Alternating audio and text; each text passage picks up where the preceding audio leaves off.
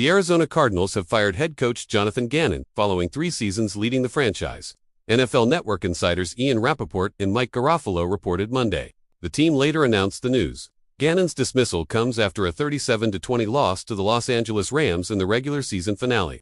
The Cardinals' 9th defeat in a row to finish 3-14 on the year. Arizona will be retaining general manager Monte Ossenfort, who will be part of the search for the club's new head coach following Gannon's exit. NFL Network insider Tom Pelissero reported. This morning, we spoke with Jonathan Gannon and let him know that we were going to go in a different direction with our head coach. Owner Michael Bidwill said in a Monday news conference, "Jonathan is a very smart, motivated, enthusiastic, intelligent, awesome coach. He and his staff, Gina Gannon, their families, give so much and so much sacrifice to this organization. We are so appreciative of what he put into this organization. He made us better, but I think, as you all know, this is a league about wins and losses.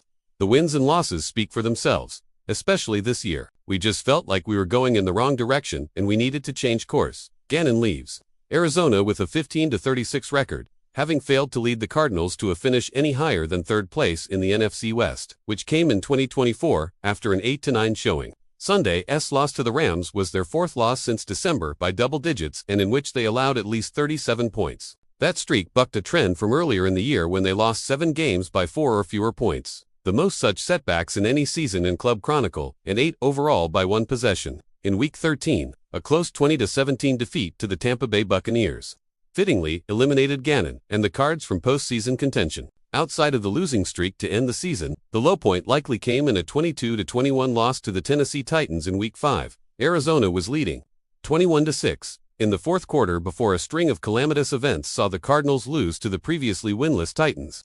Amid the chaos, running back Emari Demercado dropped the ball before he had crossed the goal line. After the play, an irate Gannon confronted the running back, screamed in his face and then swiped his arm, appearing to contact Demercado. Gannon apologized for his actions and was fined $100,000 by the team. The Cardinals are now set for another rebuild as Gannon's successor will be the 4th full-time head coach since Bruce Arians, the last Arizona head coach to lead the club to a playoff win, which came with an NFC Championship game berth in 2015, along with uncertainty on the sidelines. There is an unknown under center. Franchise quarterback Kyler Murray played only 5 games due to a weak 5-foot injury. He was underwhelming this year, and veteran backup Jacoby Brissett lifted the offense when he took over. It wasn't enough to save the Cardinals' season or Gannon's job, though. "I think when you come off a season like we have, I'd say all options are on the table," Ossenfort said Monday regarding Murray's future. "And with every roster decision, like we always have, we're going to do what's in the best interest of the team." Gannon's tenure in Arizona began somewhat poorly when he was hired after helping the Philadelphia Eagles to the Super Bowl as their defensive coordinator.